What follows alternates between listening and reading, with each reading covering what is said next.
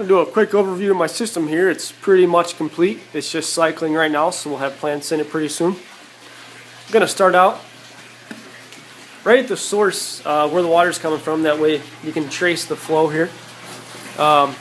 This is my sump down here. And inside is my pump. That's an 800 gallon per hour pump. It's sucking up the water through that tube and through this venturi, which is aerating my system. The fish tank here is about a little over 225 gallons. Right now it has goldfish in it. And after the system cycles for a while, we'll take the goldfish out and put different species of fish in. And once the water's in the tank, I have two standpipes, one that reaches the bottom of the tank, which lifts the solids out of the tank. It's gravity fed, so the water can only go as high as the T here. Goes through that pipe, comes down. I have a valve so I can control the flow. Comes into this bucket. Empties out of this pipe here, which is shorter than this one. And I'll actually add a planting container on this lid that'll sit over this, so it'll shoot the solids to the bottom. You can already see it's kind of collecting some solids down there. Then I can draw it off and use them in the garden or whatever. Then once the water's high enough, it empties out of this pipe here, and then that just goes down inside of my sump. On the other end, the water, gravity fed, the same as the other one, comes out of that pipe, goes down, tees off. That's capped off in case I wanted to add some more piping or another bed.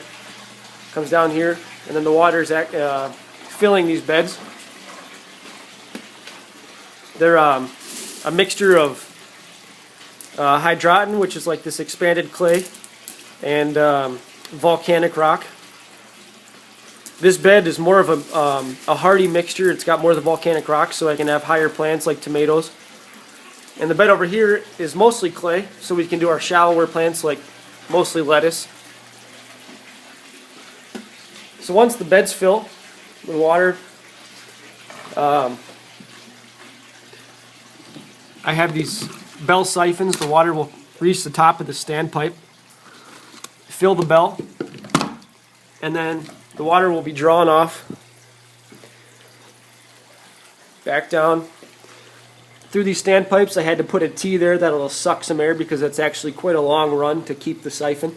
So with that T, it allows enough air to create the siphon. And then both of these beds drain back into the sump.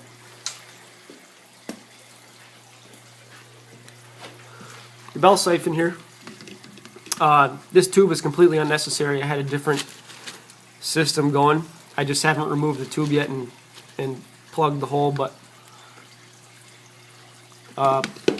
so that tube is obsolete, but it still works. Then above my system, I have a 400 watt high pressure sodium bulb on a rack with eyelets, so I can move the light as needed or add another one. I'll probably use this one for a little while before I add another one and see what the electric bill does. And that's basically it.